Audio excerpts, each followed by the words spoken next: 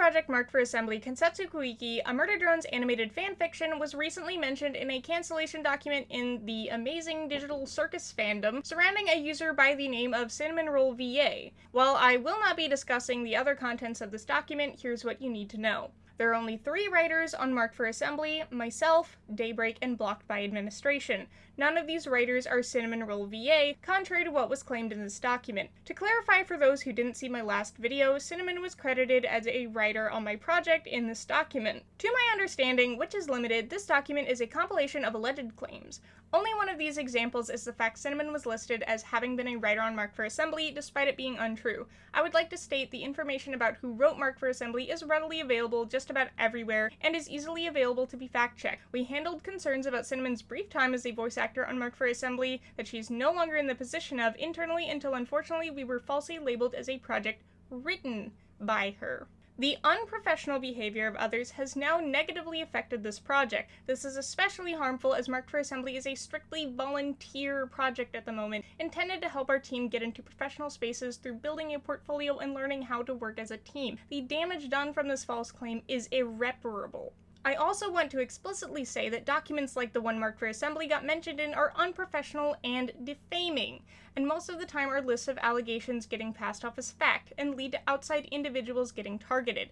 Individuals contributing to that kind of behavior make fandom spaces unsafe, and it does the opposite of protecting the community from problematic people, only further incentivizing parasocial and stalking behaviors. This is especially unacceptable as the accused party will always be considered guilty online, even if it is false claims, and the accusing party, including those just spreading the document believing it to be true, can be held liable for any injury or emotional distress caused by the post, potentially leading to unsuspecting parties having to pay damages. It is considered a form of bullying and harassment. We did ask for an apology and a clarifying statement to be made by the individuals behind this particular document, to which we received a half-baked apology where my handle and information was misspelled, and there was no clarification on what information specifically had been misrepresented. This was followed by them insinuating that both Cinnamon and Liz, another individual mentioned in the document, are connected to my project somehow, and has made the situation even worse and just exacerbated the mishandling of this on the part of the accusers. Liz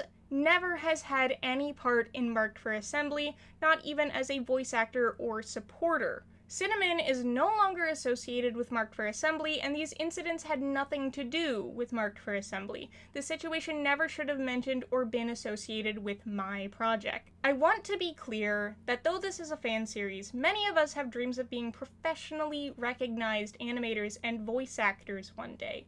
I have worked very hard to maintain a good relationship, or at the very least tolerance, from glitch productions, and having a professional response to this is also part of that. Many of the creators making these fan series projects have to be careful about what they say and do, and that can often come across as rude, disingenuous, or otherwise not be what the public wants.